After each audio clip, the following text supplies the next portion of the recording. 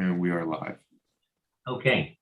Hi, my name is Steve Blank. I am the editor and publisher of Blank Slate Media, and I'd like to welcome everyone to our sit down with Jason Abelove, Yep. a Democratic candidate for Hempstead supervisor. We deal with so much North Hempstead, I almost threw that in, although we know Hempstead is much larger. I am joined by Brandon Duffy, a reporter for Blank Slate Media. And before we get started, I want to thank Northwell Health for being a sponsor of our sit down. Jason is opposing the Don Clavin, the current Hempstead town supervisor. So let's going. Why don't you tell us a little bit, just to get us started, tell us a little bit about who you are. Yeah, thank you so much. I appreciate you having me. So again, yes, my name is Jason Abelove. I'm running for supervisor of the town of Hempstead. I've been a discrimination lawyer for almost 30 years. I've been fighting for equality and fair wages and fair payment, for most of that time. And I wanted to bring that to inside government. And that's why I'm throwing my hat in the ring. Certain things happened in the town that led me to want to run. Okay. What kind of things happened? So the CARES money is the biggest one. So our town got $133 million in federal CARES money. So the whole budget of the town is $400 million. So $133 million is a significant gift from the federal government. And the rule from the federal government was you need to use this for things that you don't already have budgeted that came up because of COVID. So you can't use it for your bottom line and you can't use it for raises and things along those lines. So our town took 3/4 of that money and they gave out raises to political insiders, patronage jobs, no bid contracts, and used it all on raises in town infrastructure. For example, they spent $40 million on an HVAC system and touchless toilets in town hall, which, think about 18 months ago, town hall was largely closed. The county executive asked the town, because the town of Hempstead doesn't have its own police. So the money from that the town got came out of the county's CARES money. So the town of Hempstead actually got $30 million more than the county of Nassau in CARES. And the county of Nassau had to pay for police. So the county said to the town, hey, we want you to contribute your fair share for first responders. Our town did not give $1 to a first responder. Everyone else that got CARES money gave grants to small businesses. Our town did not give $1 to one small business. The money really, they showed you what their priorities were. They took care of their political insiders and their patronage jobs at the expense of the taxpayers. And it was not a morally tenable position for me to sit on the sidelines any longer, and I decided to run. Now, what have you been involved in any elective office before? I haven't held an elected office before, nor have I sought a candidacy. Again, I have my private law practice for almost 30 years. But I do fight for equality, and transparency in government is certainly something that's an issue of mine and something that's severely lacking in the town. How did you get involved in the race? So you haven't. How did you get the job? Now, this has been traditionally a Republican area for 100 years. There had not been a Democratic town supervisor until Laura Gillen won, and then she lost in her reelection bid. How did you get involved in deciding? I understand why, but who did you go to? How did it happen that you ran or were selected to run? Yeah, I mean, certainly I am a person that's been involved politically, even though I haven't run for office. I know candidates, I know the political parties. I've supported candidates on both sides of the aisle that I've believed in my life. And again, it sort of got to the point that I thought that my particular energy was right for the job. in terms of fighting for transparency and really taking on, like you said, 100 years of what I view as secrecy and patronage and bad government. And I just feel that I'm the right person for this job at this point in my life. Let me ask you about that, because if you haven't, it's a big government, you haven't been on the inside to see how it operates. How would you, and Hempstead is as big as, it got more cares than Nassau County. It's in population, it's the largest township in America. It is the size of Oyster Bay and North Hempstead combined. So what in your background makes you think that you could be an executive in this capacity? Right. Yeah, if we were a city, we'd be bigger than Boston. If, we're bigger than 2 states, population-wise. And really what the town needs more than anything else is an executive that fights for the people and not for a political party, that fights for patronage. I'll give you an example. So the town just released its preliminary budget, and there's a line item for miscellaneous revenues, and that's typically around $3 million, that line item. Right. All of a sudden, in this year's budget, the miscellaneous income increased to $53.5 million, like 13% of the budget. There's a line item called Other for expenses, which is $20 million. There is no other supervisor in any town in America that's putting out a budget with $70 million of, essentially, I'm not telling you what that's for. Oh, was right? The first revenue, it said the revenue. The first one, that 3 to 53 was revenue? Was a revenue expense, right? Which is, what do you mean, revenue expense? No, a revenue, it's a booking of the revenue. And the other is an expense. Revenue. So they said they're going to get, what category was usually 3 million and now it's going to be 53? The miscellaneous revenue is typically around $3 million. And now that's $53.5 million. Okay. Right. And Don Clavin's not telling you what that's for. He's not telling anybody what that is or where that money's coming from. What it probably, what my guess is that it's CARES money. And because he wasn't supposed to put it in the budget, and he did, the federal government is already investigating that, according to Newsday, and the federal government can claw back that money. So if the federal government claws back between $50 and $100 million, if it's $100 million clawback, by the way, that's a 25% tax hike to every person in the town. So you have that.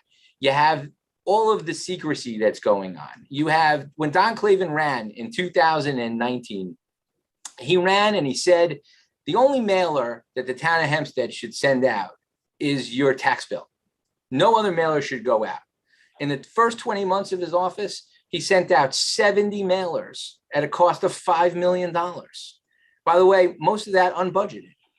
So when we're talking about why your taxes are so high and how I can fix that, increasing transparency and having the political focus on helping the residents as opposed to helping political insiders, that's the key. That's what the town needs. Laura Curran did it in the county, and I can bring those types of changes to the town. And I'm so excited to have that opportunity to do it.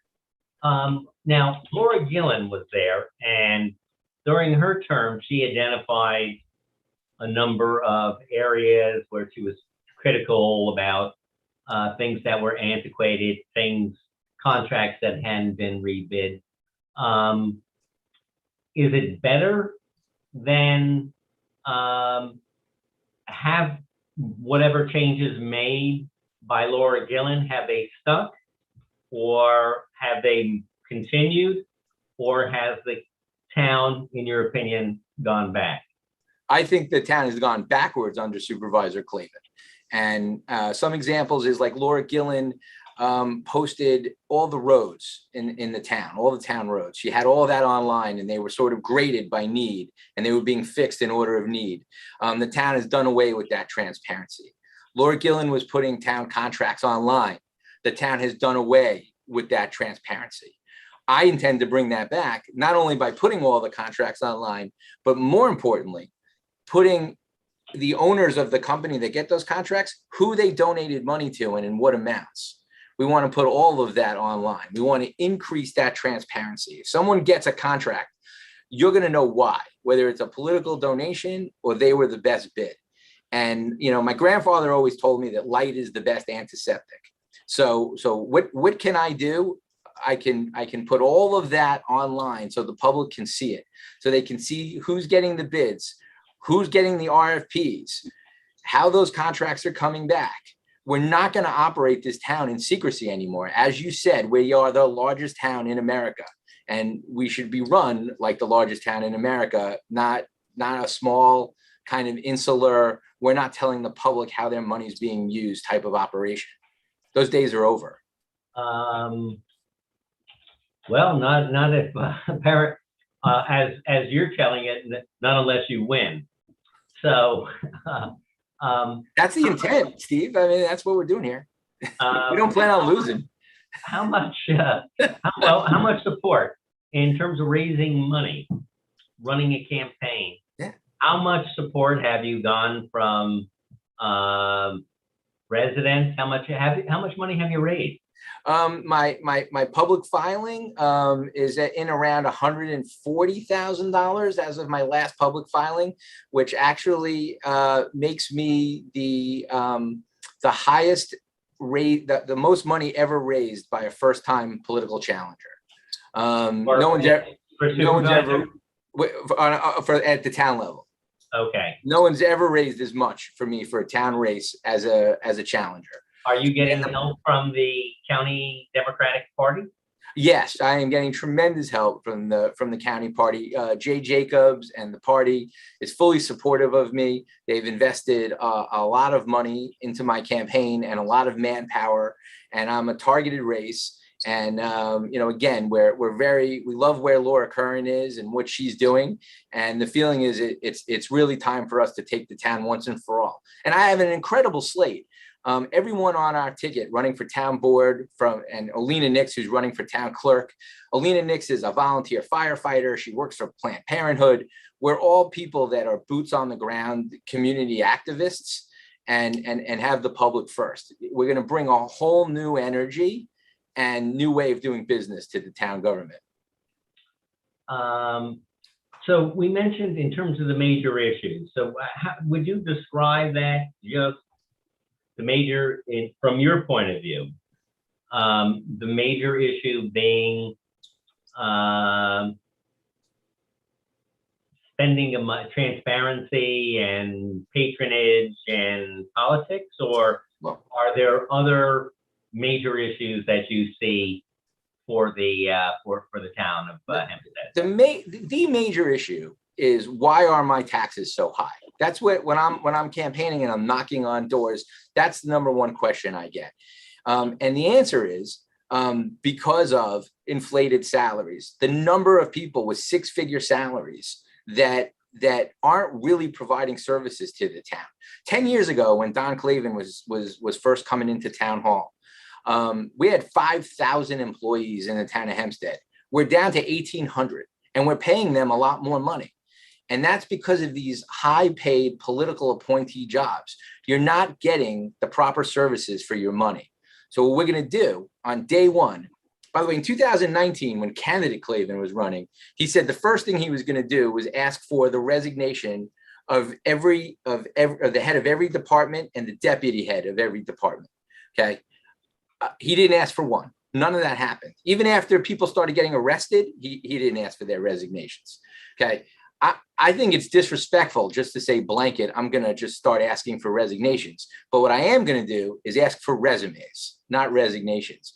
And we're going to make sure that the people running all the town departments are qualified to run those town departments, and that they're doing the job and they're doing them practically and efficiently.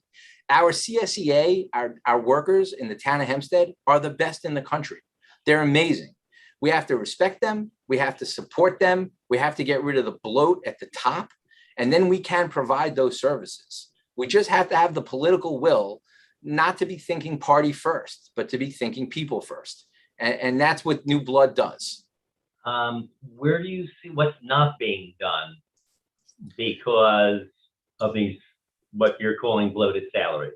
Yeah, I think anyone that drives around the roads in the town of Hempstead are going to tell you that they're neglected, right? I grew up here. I moved to the town of Hempstead when I was 12 years old, and this is a wonderful place. And I don't know that it'll ever be that wonderful again because it's been neglected. Our infrastructure has been neglected for decades, and you can't tell me if you're driving around the roads in where I live in Oceanside or in Uniondale or in Baldwin or in Hempstead, that they're treated the same as the roads in Garden City. They're just not. There's not fairness. There's not equity into the delivery of town services.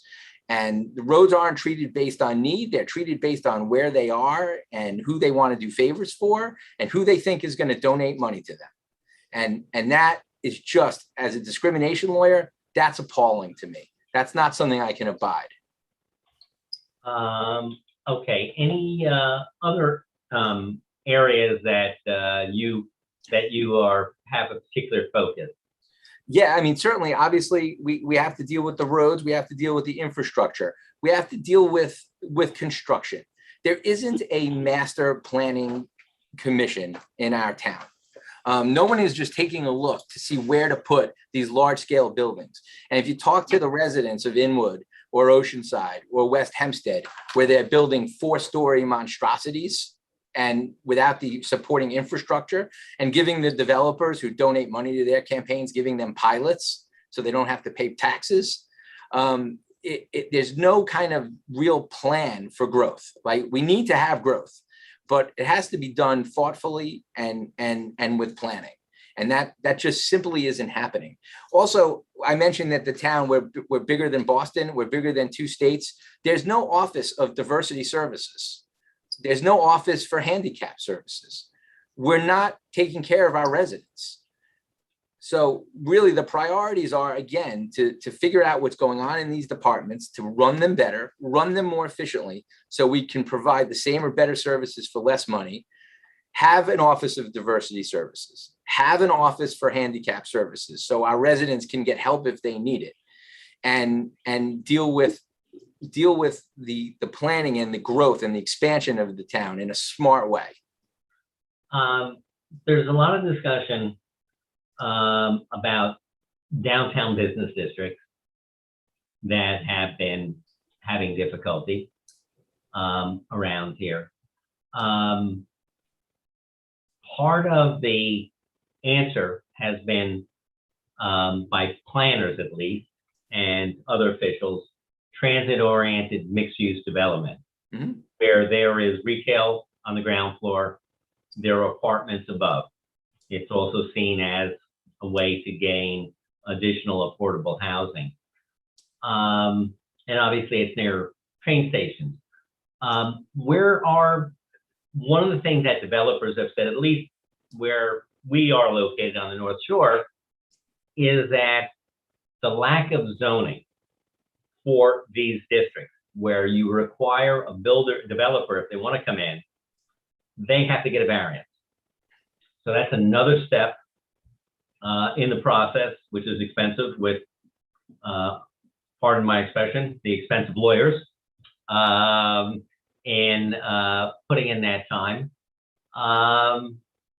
What they would like to see, and what they've said, is zone areas where it's acceptable, so we know in advance and don't get an approval, and that's where we'll go. And so we don't need that extra step in expense. Where are you on transit-oriented mixed-use development and the idea of rezoning? Right. I mean, you hit a lot of points there. I am fully supportive of transit-oriented development, right? We want our young people to be able to live here. We want our seniors to be able to stay. We don't want them to feel like they have to leave the town because they can't afford it. So I am a big believer, as is Laura Curran in the county, in transit-oriented housing. Okay, what's going on though is the town is claiming that these very expensive luxury units are transit-oriented housing, and they're not. These are very expensive apartments targeted for the wealthy. They're not targeted for our children and our seniors. and they're bringing with it getting these big tax breaks, these pilots, payment in lieu of taxes. So they're not Are they getting it from the county or the town? The town. This is the town approvals. The town in the town IDA. Right. The town has an IDA. The town has an IDA, but they are approving. And again, this is what happens in Inwood is going on now, in West Hempstead, in Oceanside. These aren't transit-oriented housing designed for younger people or seniors.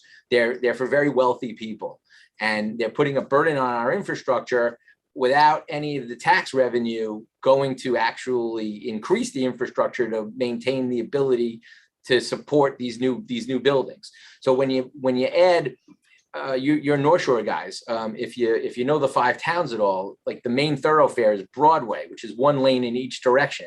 And they're adding so many units to Broadway that the traffic is going to be backed up all the way to Limbrook.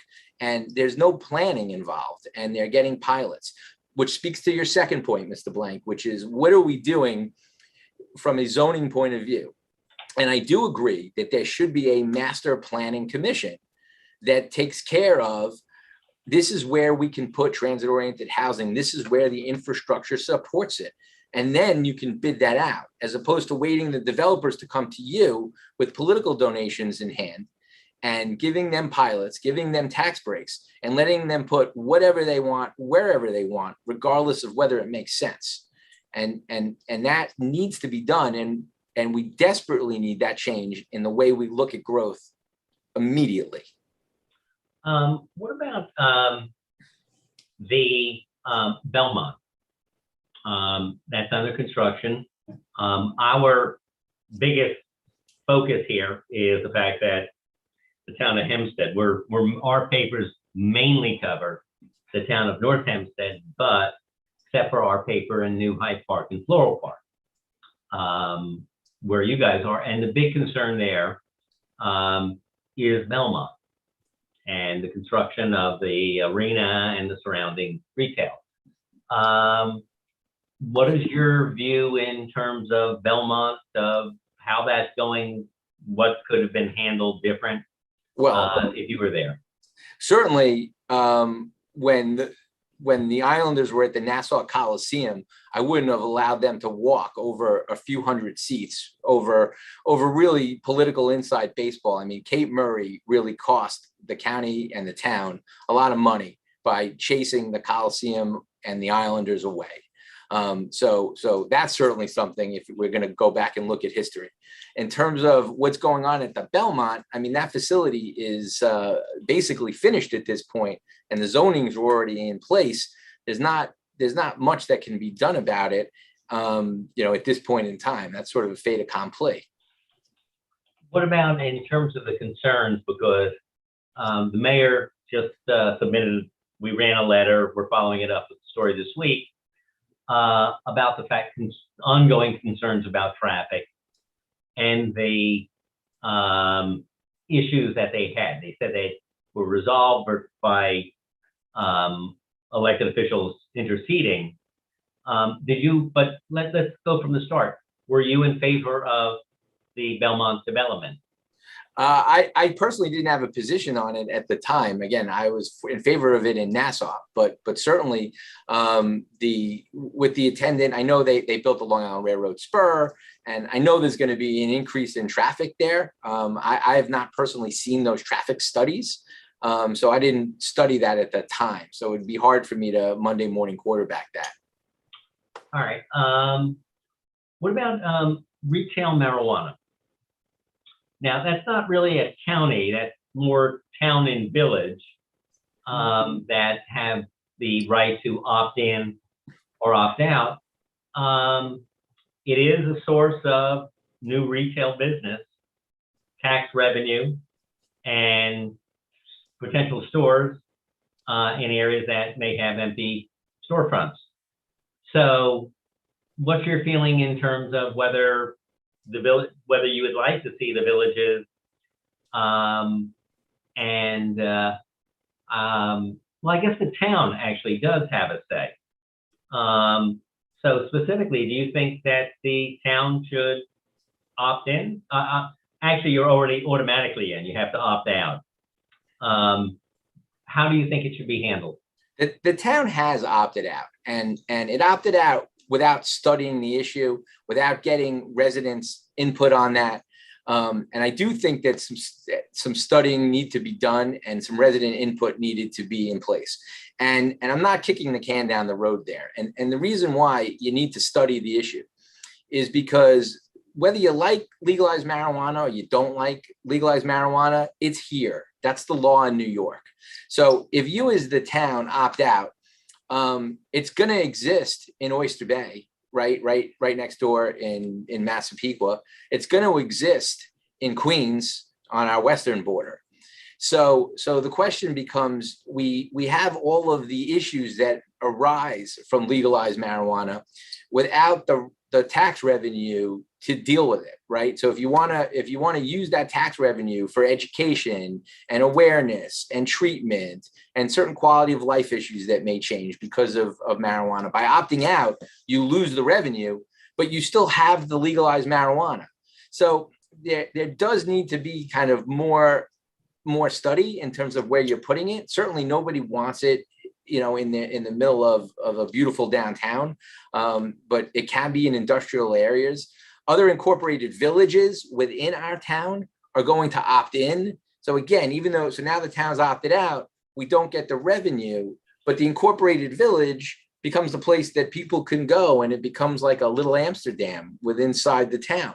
So the knee-jerk reaction without looking at the issue, looking at all the problems, looking at the attendant revenue, really studying what's going to happen, in my opinion, was incorrect. And we need to sort of see how this is going to play out over the next couple of years, which is how long it's going to take. Why would you, when you say you don't want it in the middle of downtown, they sell, drugstores sell opioids, which they're now, and these are the big drug chains are paying a lot of money for their mishandling of this. Liquor stores sell alcohol. Restaurants sell alcohol. Why would you be against the store selling marijuana? No, I'm not saying I'm against it. I'm saying when I look at other communities, they are talking about putting them more in warehouse areas and less in the middle of their downtown. Do you agree with that? I mean, because I haven't seen anything that says that alcohol is safer than marijuana. Yeah, I personally just think it needs to be looked at and let our residents have a voice and an input. I mean, my personal view, and again, I would always want the input of the residents. You're leading the residents. They're electing you to lead them. Hear what they have to say before you decide. I personally believe that there are medical marijuana stores in I know there's one in Carl Place, and they're around, and I certainly from my own empirical view, it does not appear to be impacting in a negative way the quality of life. So I do see that, but I do think that these things need to be studied, and we have time to study them, and we ought to do that before we make decisions. You don't make decisions and then come up with the explanations later.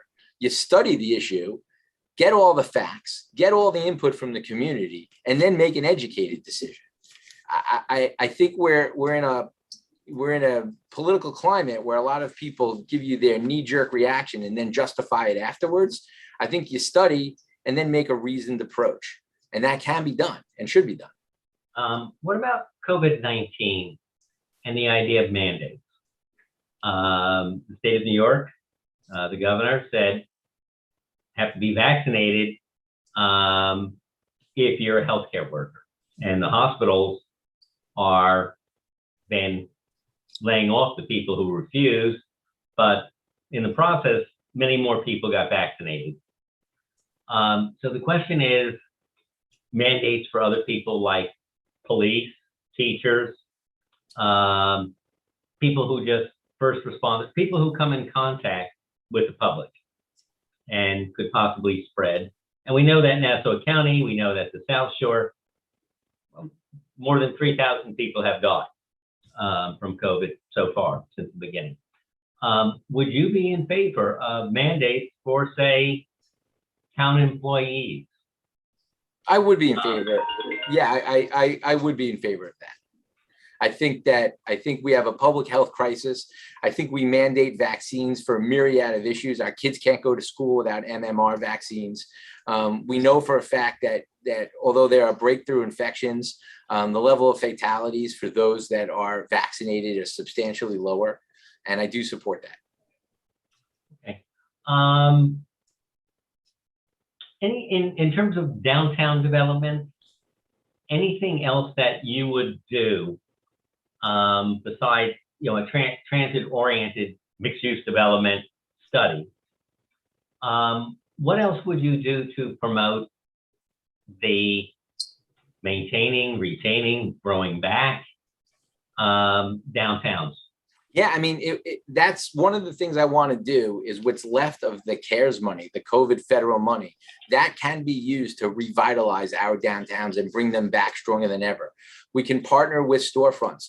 Right now, our building department, it takes years to get a permit. It's incomprehensible to me how long it can take to get a variance or a building permit.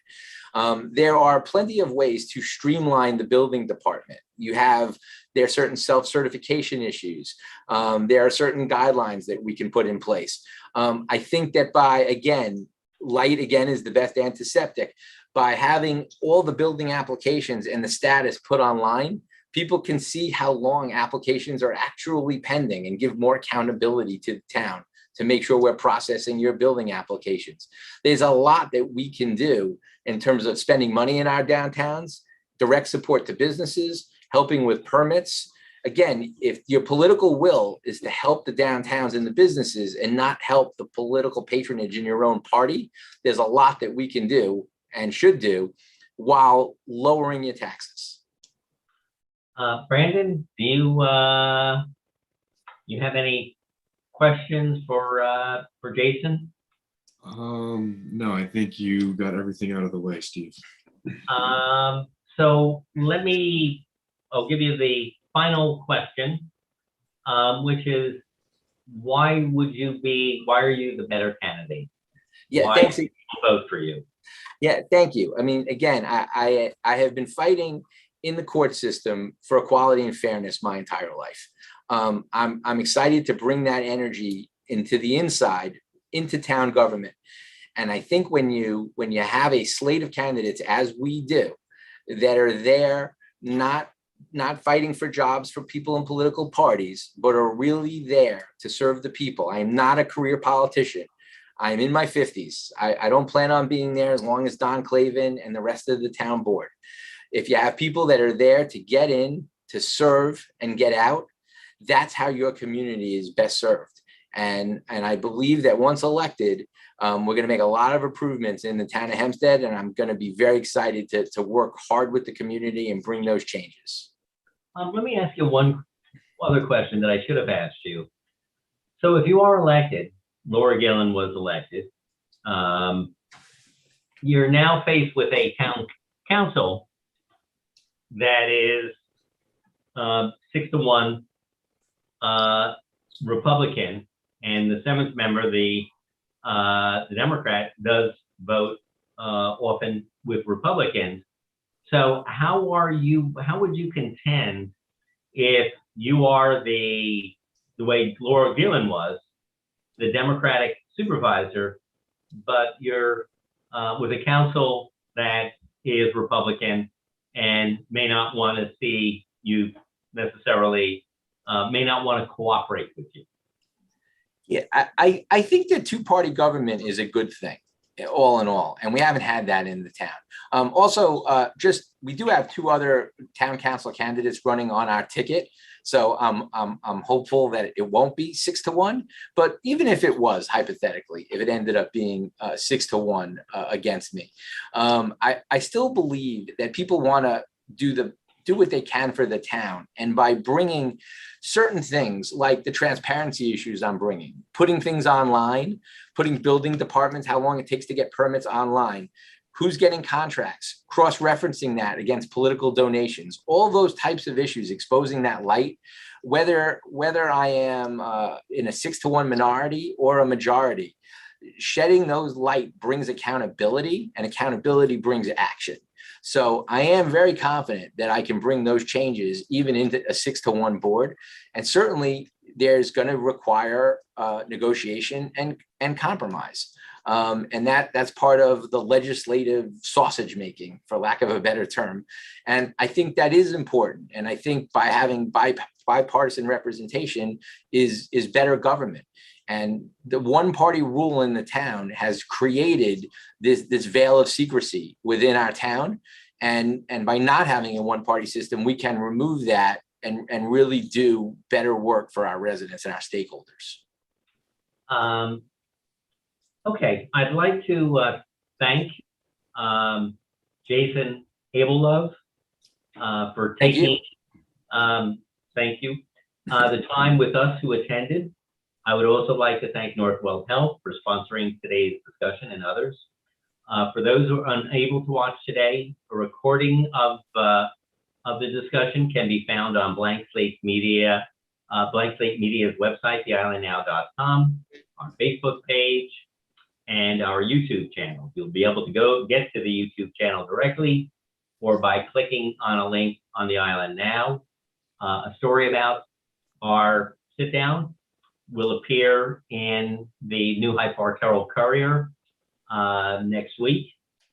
If you are not already, we hope you will support local journalism by subscribing to the Herald Courier. You can do so on our website, theislandnow.com as well. Again, I'd like to thank Jason Abelove, candidate for supervisor in the town of Hempstead. Also thank Brandon Duffy, our reporter, for making things work behind the scenes.